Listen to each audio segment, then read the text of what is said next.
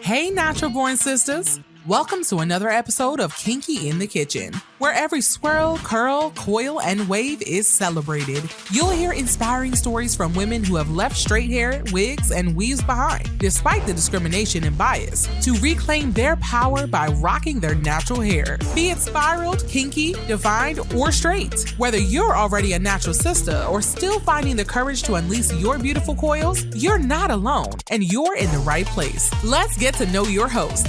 She's passionate about inspiring Black women to rock their natural hair with confidence, teaching our Black natural hair-wearing women how to show up despite hair discrimination and biases. She's natural like you and rocks her kinks in the kitchen loud and proud.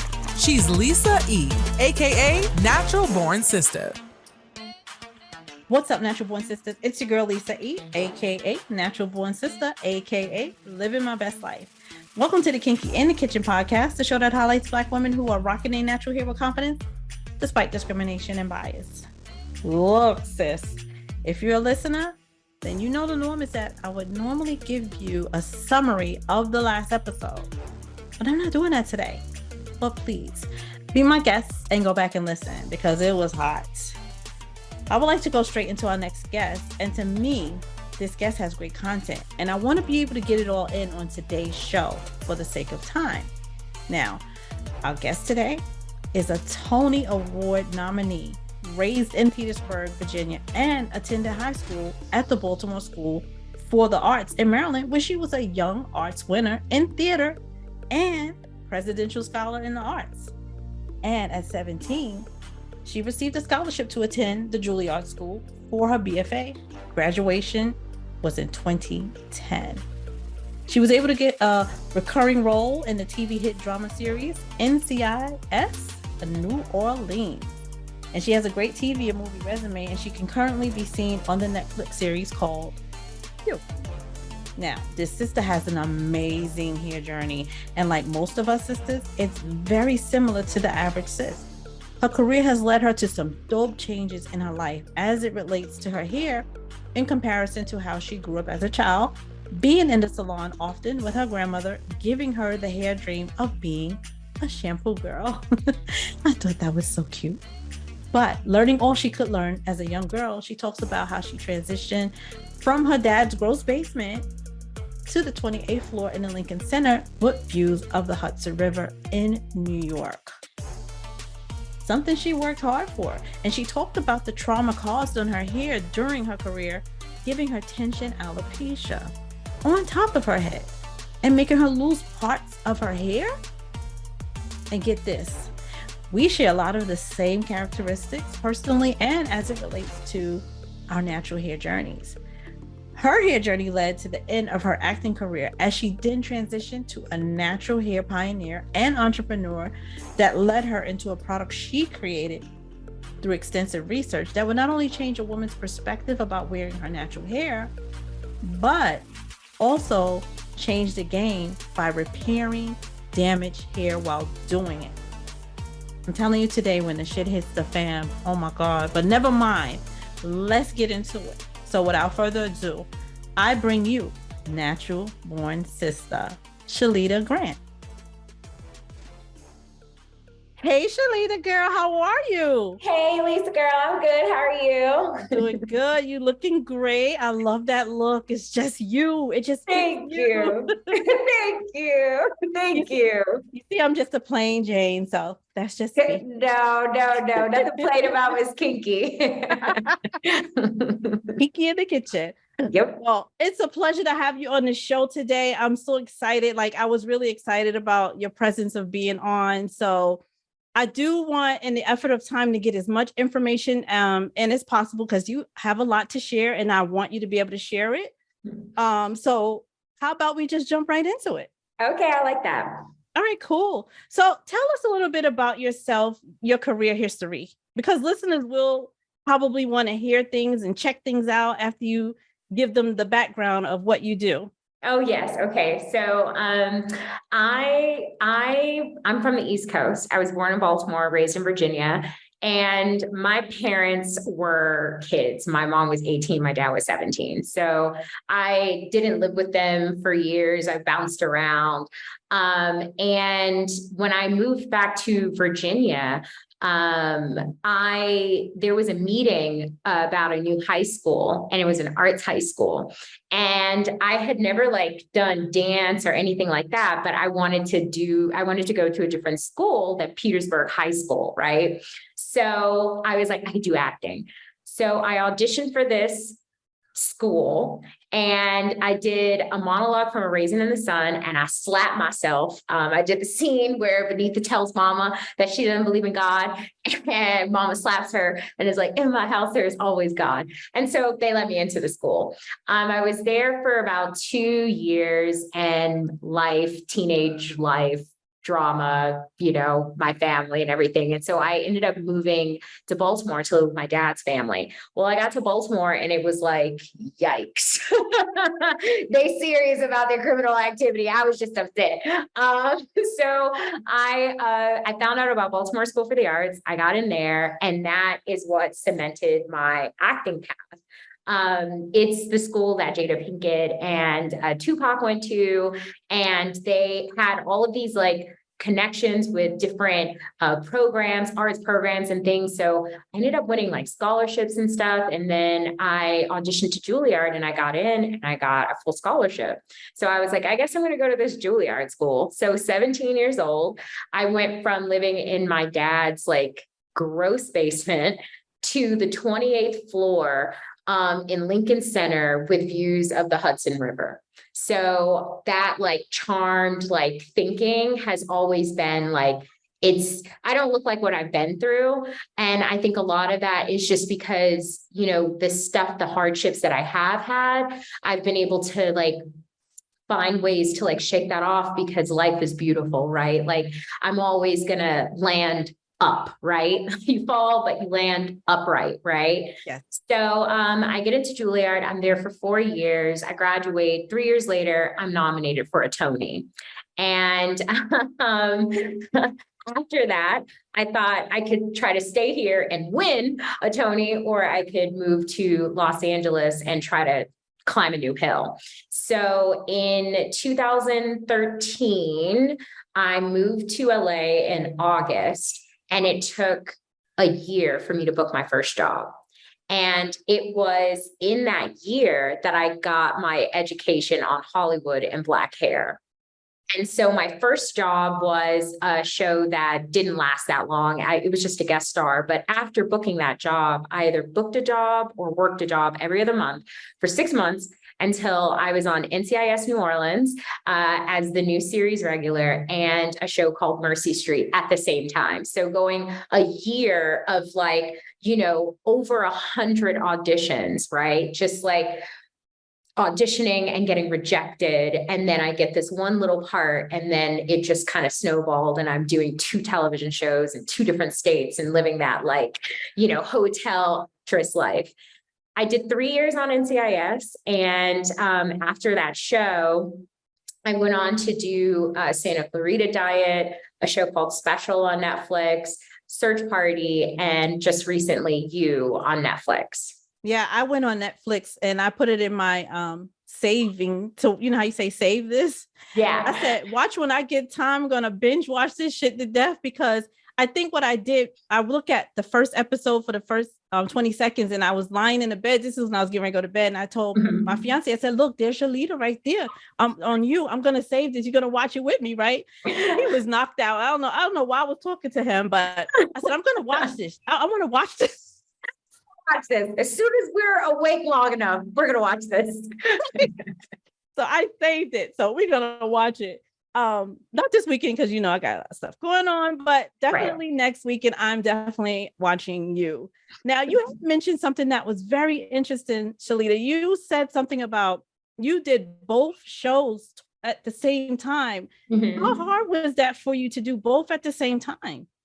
It was really just a scheduling thing between the 2 productions. So there would be weeks where NCIS shot in New Orleans and Mercy Street shot in Virginia. So it was the 2 productions okay, we need her for these locations and these dates. How does that work for your production? Okay, we can move things around, or we can like share her. So it was really just them like talking to each other and booking my flights. So it was pretty easy, just like go where you're told to go and like just be there. I used to wonder about that when you see one person on different. I used to wonder how the heck they. I mean, it was like NCIS was like, you know, shooting police officers, super modern, and Mercy Street, we were back in slavery, like Civil War. So it was really like a head turn. Sounds good. I want to get into your hair journey. I'm very interested in how things started for you, like growing up as a child and up until now. And we talked before, and I remember we had said our stories are pretty similar, but there are also some differences. But I want to hear it from you from start to finish. Okay. So, well, hopefully this ain't the finish, Lisa, but, okay, let me rephrase that. Up until now. Let's say that. Okay. Thank you. Okay. So I was born in 88. Okay. So my childhood was very much like on the cusp of technology.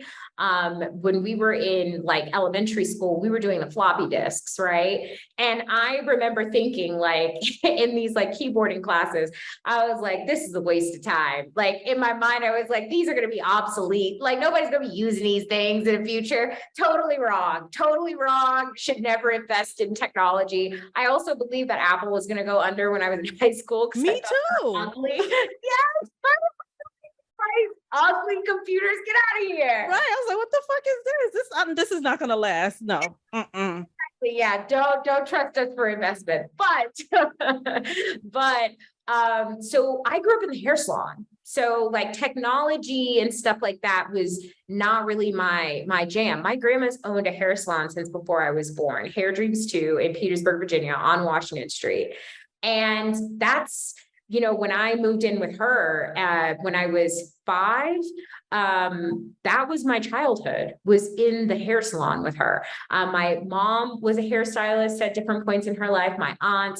And so my first dream was to become the shampoo girl. Okay. That was my hair dream. Hair dreams, that was my hair dream. But we were right next to Fort Lee. So my grandma would get all of these Black women soldiers that had seen like the world. And they would come in and I would hear their stories, like, you know, the places that they've seen, the things that they've done. And my grandma was one of those Black women that could style the fuck out of your hair, waterfalls, you know, she would do the finger waves and the, you know, like all of that, the jerry curls, all of that. That's what she did. But I do remember when I was about 7, we had a Black woman come in from Fort Lee and she had long hair. And that was the first time that I had seen a Black woman with long hair, because everybody in my family, even though we were all hair people, our hair was this short and that thin. I had my hair relaxed as a little girl. And they would do all kinds of like hairstyles and stuff. But, you know, I had very typical type 4 high porosity hair. So my hair would break off. Like it would get really light with that relaxer chemical. And then it would just start breaking off. But she had long, thick hair and she was doing those links. And this is the 90s. So this was like very new technology, right? Like the Black hair salons weren't doing this. They were doing like sew-ins and glue-ins, right? And so my grandma like asked her questions about the process and stuff, because my grandma was a learner, right? Like she would go to the Bronner Brothers convention every year. Like she was really with her industry. And then the lady was like, oh, and do you use any oils? Do you put any oils on the scalp? And my grandma's jaw dropped and her neck like was like, oil. She was like, no, baby, we don't put oil on Black women's scalp. And it was because she had been in Germany for years. And that's what they did in Germany. And so I remember for weeks, my grandma would just like be in the salon and she would just think about that lady with the oil in her head. And she'd be like, she let the white people put oil in her hair. Pass me the grease. She is insane. Clog up the scalp. And she had all kinds of reasons why this was horrible. So fast forward, I knew what my family knew about hair. And it was just like, you just got to style it.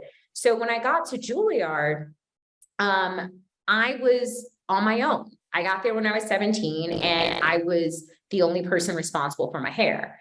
And so I started going to the Dominican salons in Washington Heights to get my hair pressed out. And they ended up pressing it out. So before the year was up, I went back home to visit Virginia and my mom gave me my chop. So I describe my hair journey as a cycle of big chops. So really? That's how I see it. The 4 years that I was at Juilliard, I ended up doing 2 big chops, and my third chop took me years, took me into LA, took me from the Tonys to LA to the job that gave me the most hair damage and spurred my company For Naturals. So that first big chop was, she cut off the whole top part of my hair because that was all broken off and it was long in the back. So I went back to New York to Manhattan with a mullet. Okay. And this was 2009. Oh yeah. Mullets wasn't in style. It was nowhere near, it won't even close. Okay. This was literally 2007, 2008, 2009, one of them years. Okay. Mullets was not in, but I was in that bitch with a mullet. It was what it was because that was my hair. And so Nicole Bahari, I don't know if your audience is familiar with her, but Nicole Bahari is an actress. She did 42. She did a lot of movies and TV shows. I probably know her by face. By her face. Well, she was a 4th year when I was first year at Juilliard. And that was I came back with the mullet and I was just I don't know what to do with myself.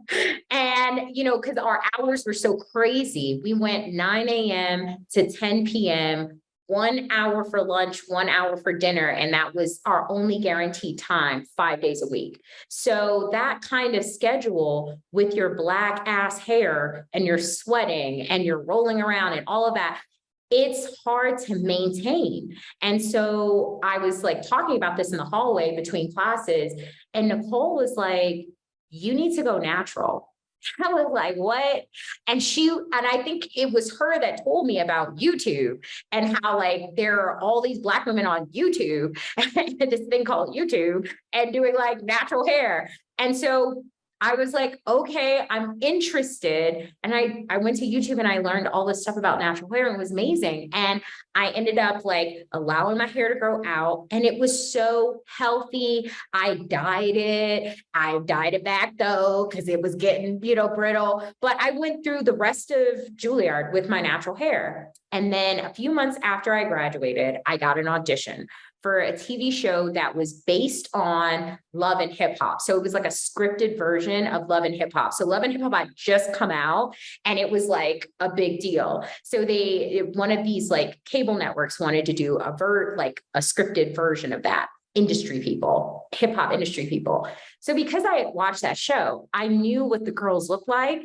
I wasn't going to do the wig because I didn't have the money for that. I just graduated college, but I was I'll just use my own hair and it's so long and it's so healthy and I can flat iron it. So I flat ironed it, Lisa, and I went to that audition and I got a call back, but they didn't hire me. So then I had to wash my hair. And when I washed my hair was straight.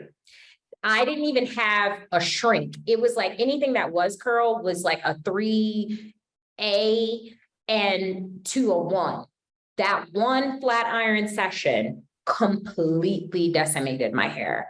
And that was the beginning of me getting to that big chop again, because for months, I was like using conditioners and creams and like trying to get my curls back, right? But it was so thin and, the curl was so different and nothing was making it like shrink up again.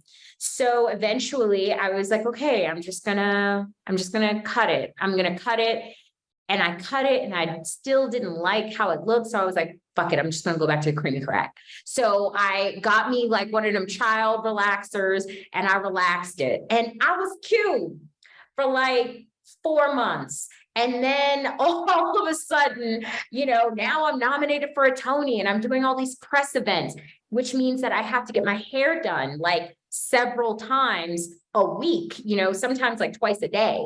So I just watched my hair. Like at first I had like this little bob thing, and then I just watched it become like a pixie situation with it short on the side. And then I moved to LA.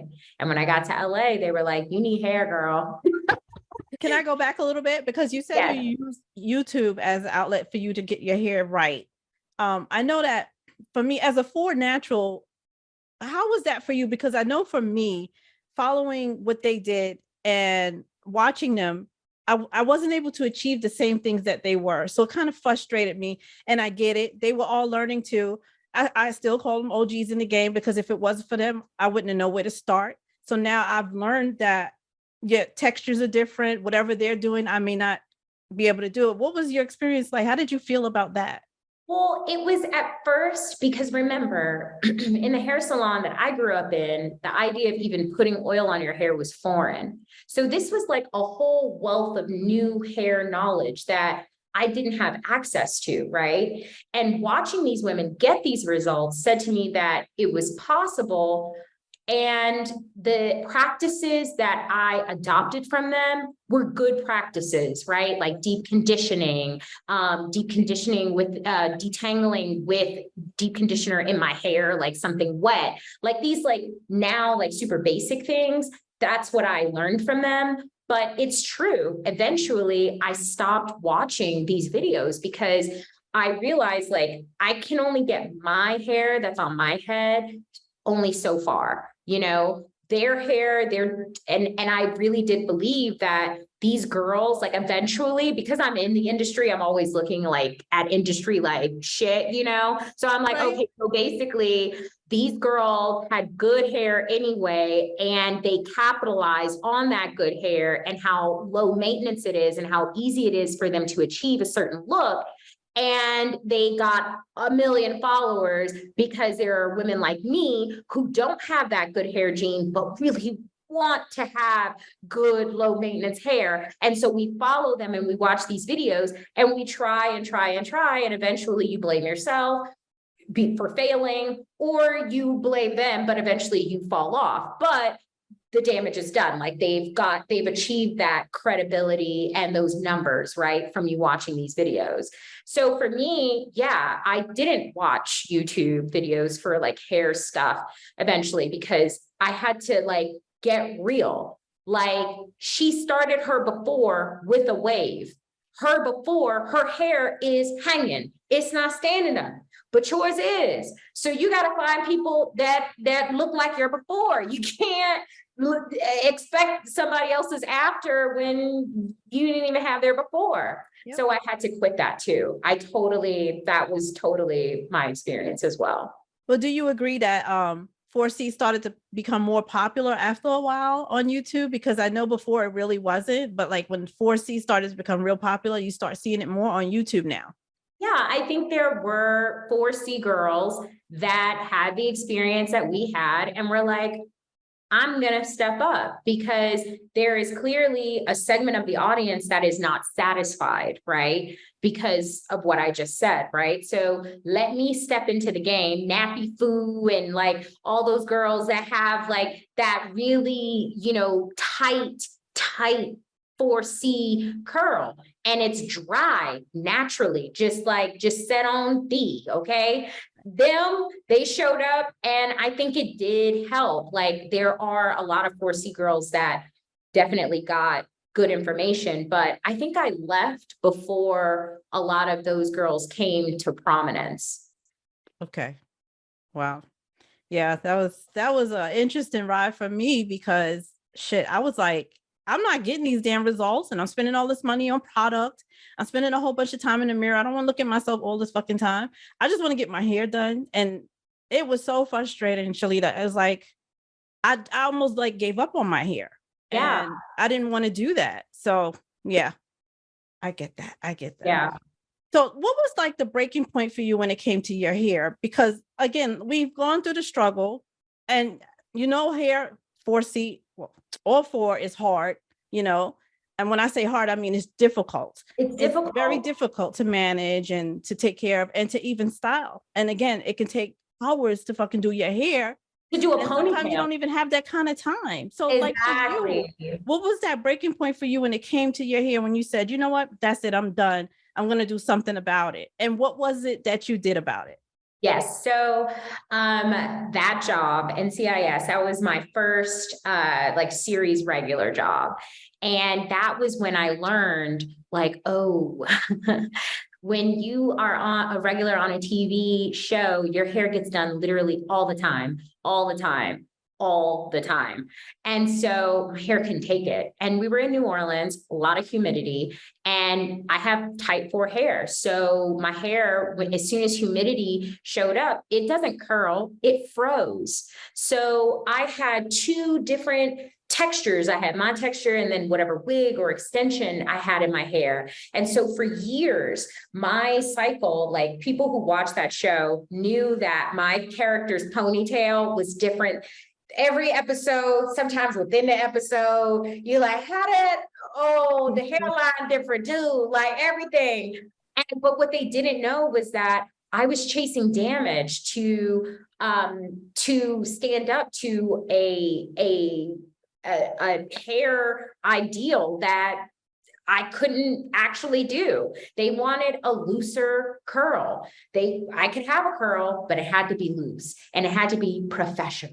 Right. So I went from the first season, I was straightening my hair and I had a little half wig and that didn't work. And so we're like, okay, extensions, did an episode in the water, took the extensions down, had a bald spot in the center of my head from traction alopecia from wearing the extensions for months. Then it was like, okay, let's just try my own hair and put ponytail pieces on it. So they were literally going to the Chinese store and like buying like these little Chinese, like little hair pieces. Then the next season 3, it was like, okay, I'm gonna do a wig and just have the perimeter out. Well, then my perimeter started eating up, chewing up. So in January, I sent my producer a photo of my hair. I just took the wig off and I was gonna wash my hair. And I saw the difference between the hair that was braided up under the wig and the hair that had been getting like heat straightened and like brushed into a ponytail and the hairspray and everything for months. And it was so thin and it was so short. And then at the end of season 3 in June, I went to Aveda to get like my hair colored, and I show up with a wig on and they give you a little cloak thing. You go in the back, decided to take my wig off, take my hair down, because I didn't want them to do that on the floor. And I saw how damaged, like how much breakage, how much hair loss I had in the front of my hair that summer. And I was like, I have to get off the show and I have to heal my hair. So season 4, I had this helmet head wig. By this point in my life, I lived in wigs. I'd be a wig at the beach, wig at the gym, wig at the grocery store, wig at the dog park, wig at CVS. I call them my hair hats, right? Like, it's like, oh, gotta put on a hair hat. That's a good thing to call them. Yeah, it's my hair hat. Put on a little bandana if I'm going to the gym, hide the, where it sets up and everything. And so I was just so desensitized to wearing hair that did not look like my own. And I was just biding my time. So I left that show in 2018 in the spring. And I, went through therapy and everything because it was a very traumatizing experience for me. And at the end of that, I was like, and I want to heal my hair. So I had a ton of money and a ton of time.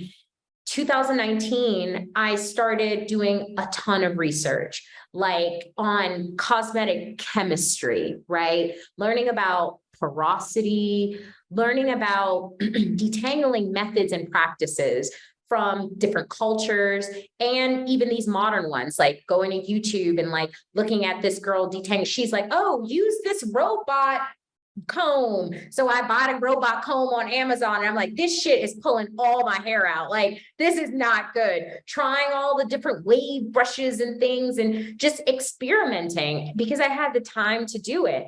And for me, my decision to tackle my hair was like, look, I intend to continue working in Hollywood. As an actress, my hair is part of the job. So how can I ensure that my hair is the best condition it is?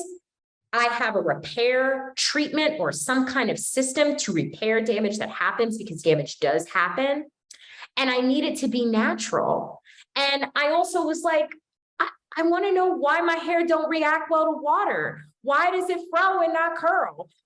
Like, why don't I have curl definition? Why does it seem like my hair stops growing at a certain point? Why is my hair so susceptible to thermal damage? So I did a ton of research, and I discovered the use of plants in your hair care regimen from the Indian community, Eritrea, and Ethiopia. And I created a henna mud mask and this cassia deep conditioner that also contains slippery elm, because I learned about tensile strength. Tensile strength is the measurement for steel, a strand of steel, how much force can be applied to the strand before it breaks.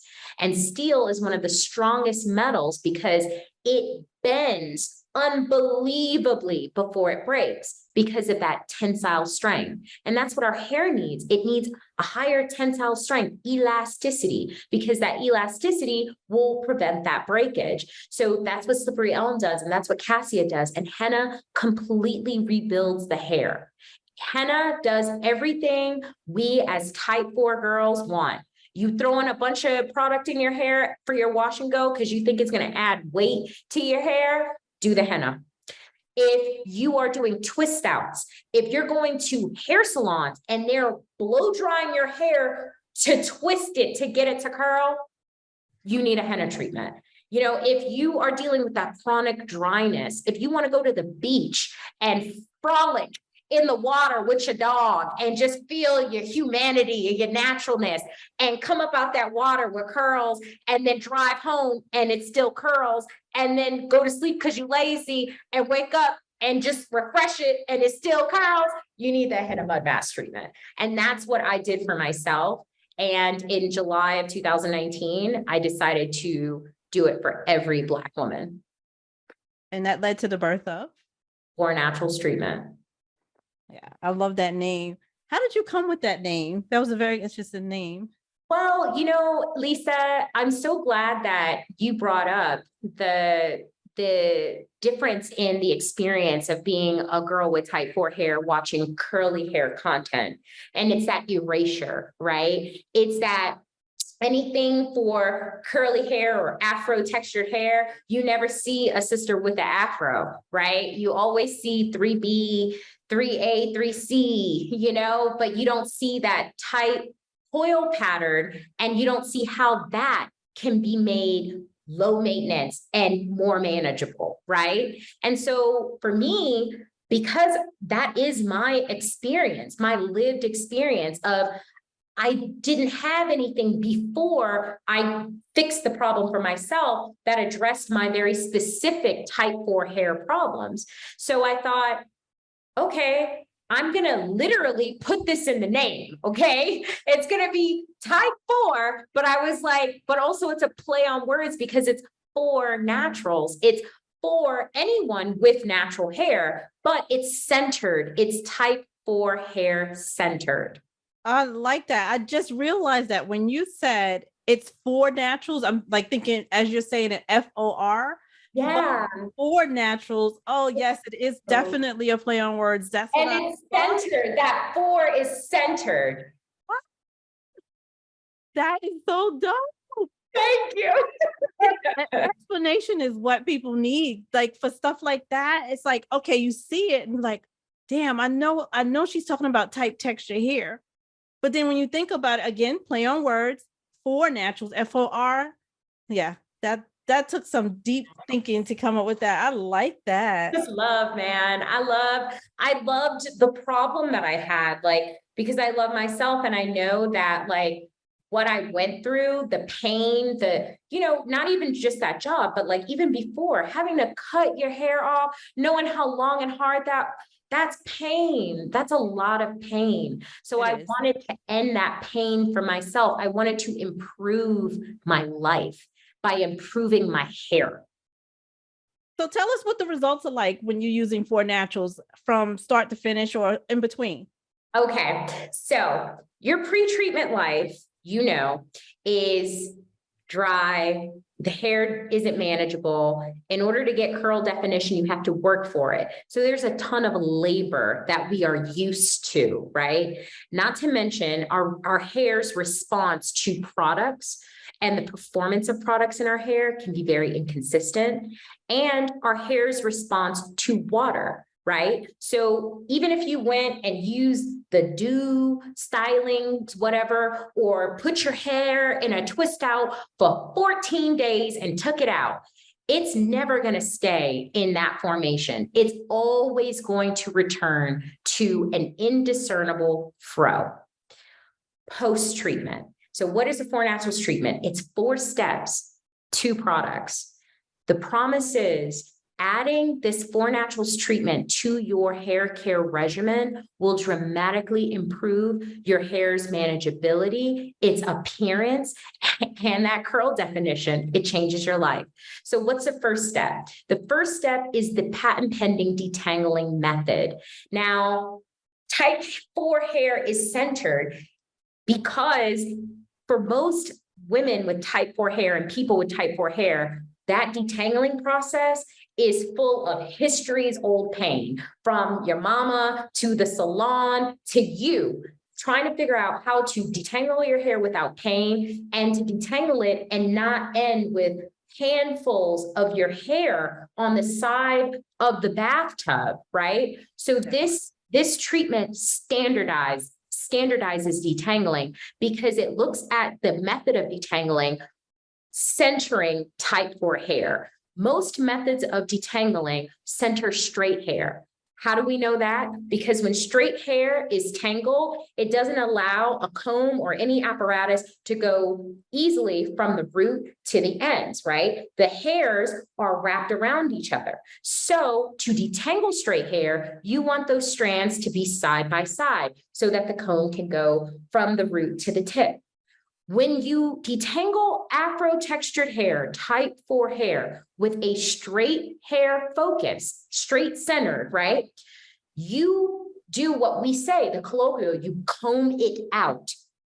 Comb your hair out of its curl formations, because what makes a curl? A curl isn't just one strand of hair, it's several strands of hair.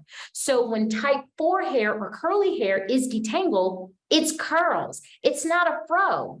And you know that that's true as experientially, because when you detangle your hair with a type 1 hair standard, when you're done, you try to take your hand back through it, those strands, those curly, they're coming back to the root and they're like all bunched up and you back to tangles. And so that detangling method takes forever. And in the salon, it's even worse, right? So this standardizes it and it makes it shorter.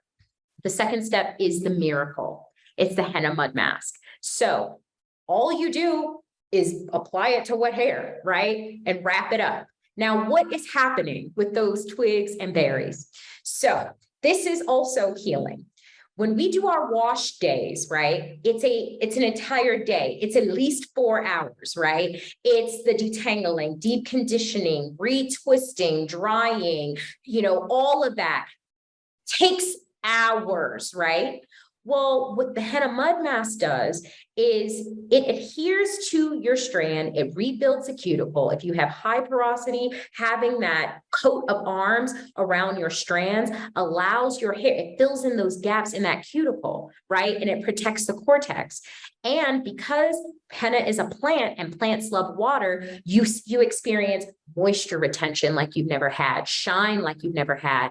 And because of that high cationic or positive charge in that henna, when your hair is done, right, after your treatment, you get these, your hair just wants to stick together and make curls. That's what happens. So it makes everything so much easier. Third step is your deep conditioner. Now, you don't have to use the cassia deep conditioner, but you must deep condition after a henna treatment. However, what makes the cassia deep conditioner different from the deep conditioner you're used to is that, again, healing, all wash day, those hours, some of those hours are just sitting with mayonnaise, or avocado, or something on your hair. And you believe that the longer I leave this on my hair, it's going to saturate and it's going to stay. And I'm going to rinse it out and it's going to be amazing. And it never happens. And yet you keep doing it, right? And it's because the ingredients do not have the ability to adhere to our negatively charged hair. Cassia and slippery elm does. So that's the difference with this deep conditioner. It's like a mini treatment, right? A real mini treatment. And then that fourth step, that's the curls. So our before and after photos, the before photos, there's nothing on their hair. The after photos, that's leave-in conditioner and gel. That's all. And so when you get a 4 Naturals treatment in the salon, the difference between getting a curl defining service and a 4 Naturals treatment is this. After your curl defining service, spending hundreds of dollars sometimes to have that lady wash it, she gonna steam it, she gonna straighten it out, she might even clip your ends, and then she's gonna spend about 45 minutes to an hour twisting it with a bunch of products. You're gonna sit under the dryer for over an hour, then she's gonna unravel it, and good luck. Hopefully you don't live in a humid place or it doesn't rain or you forget and go to sleep and sleep on it. It's kinked back up in a way that is no longer like flattering, right? You're like, God damn it, like I'm back to the start.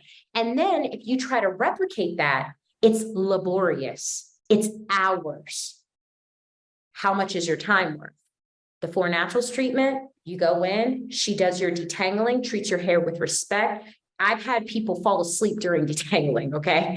They're like, I can't believe you dragging this down my scalp. It's amazing. But it's because I use slip. We focus on slip. Yes, thank you, YouTube, for telling us to detangle with deep conditioner. But you also need something that's going to help guide that apparatus through those tangles, and it's olive oil. Fuck you, Rachel Ray, for you feeling like, oh my God, not olive oil. You can only use that in the kitchen. That's for fried chicken. It's going to make your hair greasy. No, it's not. Because thanks to Rachel Ray, we all use olive oil because it's a healthy fat oil. And so if it's not going to clog your arteries, it's not going to stick and clog your pores and your hair, okay? It really does. It's a miracle for your detangling. And it's that simple. You'll get that henna mud mask, she'll deep condition you, and you know how she get your curls? She detangles your hair. She'll just detangle your hair with some gel. You'll sit under the dryer, and hey, if you decide to go to the beach, like I've had clients do, go to Hawaii, get your hair in the water. You know how you get those curls back? You use some gel, detangle your hair, sis, because that is your natural set. And that's what 4 Naturals does. It changes the natural set of your hair from fro to curl. And this is what continuous maintenance is. It doesn't do it permanently. It's just like it does it permanently in that first treatment. Even if you don't get the strongest curl, I guarantee you'll never go back to what it was before. And the beauty, the promise is every treatment you do, the hair gets better. That 3 treatment overview, I have 2 of those, and they were all within the same month. The hair henna it's physical. It's like, okay, I'm here and I'm going to shellac on to what's next. Okay, I'm here shellacking on to what's next. So your treatment days at home, if you're going to do the treatment at home, your treatment days will replace your wash days. And what do your wash days become? A moment. You just wash your hair and then you get to tangle it and go about your life. To get ready for this interview, I did my 4 Naturals treatment the first of the year. I haven't done a full wash on my hair. I've been to the gym. I talked to you. I slept with the thing on. Some nights I didn't. I'm taking care of 3 puppies. I got a trade show. Life is hectic. And I don't have to spend a lot of time on my hair. I go to the gym like this. When I sweat, the curls still curling. And if I want to make sure that I don't like shrink too much, I just do a little twist, but not the twist that we're used to. Literally taking hair, my hair that's already curly. These are already curls, right? This is a little frizz. But if I take something like,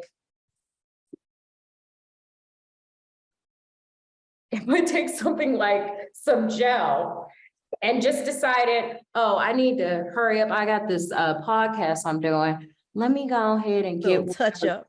Frizzy. Yeah, let me go ahead and touch this right on up. And I'm just smoothing so I can get that going. Oh, what's that right there? I'm gonna get that. I'm gonna smooth that out. Oh, look at that. Smooth that out. Wow, look at those curls you just did. Yeah, it's nothing. It's nothing. It's literally nothing. But if I want to elongate, I'll just make sure that I separate the curls, and then I'll do a twist, and I'll twist as long as I want. And then before I twist the ends together, which is gonna make all the curls that were separated combined. So why would I do that? I just put a little clip on the end. So I have like these little ponytails. And then in the morning or an hour later, after using a dryer, I just take it, I unravel it, and then open out the curl. And that's that. That's my maintenance. So today, to get ready for this, it took me about like 5 minutes. I threw this on, and then I took some leave-in conditioner, and I did these 2 parts right here because they were a little fuzzy because I ain't sleep with a thing on last night. And I didn't want nobody to know my business. And that was it. And that's your life with the 4 Naturals treatment. Barcelona, 2019. I travel a lot. I live in Mexico like full time. I'm a temporary resident. So I love traveling, and my life is different with my travel. 2019, I went to Barcelona for Christmas into New Year's, and I was like, I want to get a blowout. So I went and got a blowout. My hair is locked, okay? I've got so much of this treatment in my hair, and I can go straight to, I have true versatility, right? Without the pain of thermal damage. I can get some thermal stress, but with every treatment, and I put some little curl cream in it, that stress gets camouflaged, right? So it's not a problem. So I was like, I'm gonna get a blowout. So I got a professional blowout. I go to Barcelona, and I'm like swinging this stuff. And I decided I'm gonna go to the club. So I had a friend, I went alone, but I had a friend that lived there. And so we went to this club, and I was just jamming, Lisa. I was getting it in Barcelona, girl. And I was swinging this shit. And then the sweat came, and I was like, oh shit, I'm gonna have to revert this tomorrow. But guess what I came to Barcelona with? A comb and some gel and a little leave-in conditioner, and that was it. I got home, I looked like Diana Ross. The next morning, I got in the shower with hotel conditioner, and I detangled my hair with the gel. Curls were stressed, but by the end of my trip, like the week, I was back to this. Like the first day after, it was like they were a little straggly, like everything was like a little whatever. But again, with time, the steam from the shower, the curls just shrunk. And so by the end of the trip, it was like, I look completely different and I had my curls and there was no drama. Like there was no like Spain drama, no Barcelona drama of me being like, oh my God, they don't have my one product and I had to carry on full of products. Not my life.